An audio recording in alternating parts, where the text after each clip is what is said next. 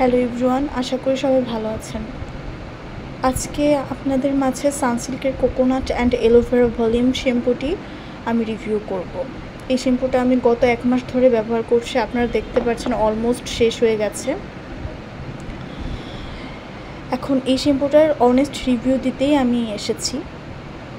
শ্যাম্পুটা যখন আমি প্রথমবার ইউজ করছিলাম তখন মনে হচ্ছিল যে না, চুলটা একটু সিল্কি লাগছে, একটু ভলিউম দিচ্ছে, কিন্তু পরবর্তীতে আমি যেটা ফিল করলাম আমার অনেক হেয়ার ফল হচ্ছে এটা ইউজ করার পর থেকে। এখন আমি বুঝতে পারছি না যে এটা আমাকে স্যুট করেছে কি না, নাকি এটা ইউজ করলে হেয়ার ফলই হয়। আপনারা আপনাদের এক্সপিরিয়েন্স আমাদের মাঝে জানাবেন কমেন্টের মাধ্যমে যে এটা ইউজ করলে কি আসলেই হেয়ার ফল হয় কি না, নাকি আমাকে স্যুট করছে না, এটা আমার জানাটা অবশ্যই দরকার।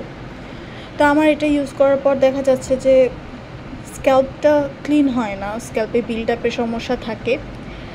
এছাড়া হচ্ছে তাড়াতাড়ি চুলটা ময়লা হয়ে যায়।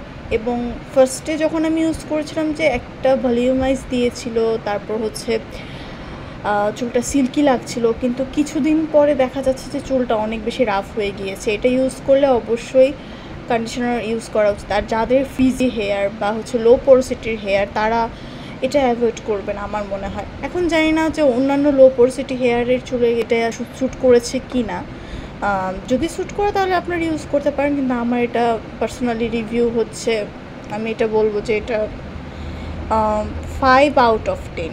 কারণ এটা আমার সত্যি খুব একটা ভালো লাগেনি, যে মানে চুলটা জানি কেমন একটা ফ্রিজি করে ফেলে আর একদম ফুলে ফুলে থাকে, খুব বাজে দেখায়।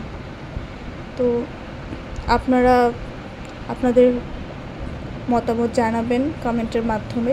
ধন্যবাদ সবাইকে।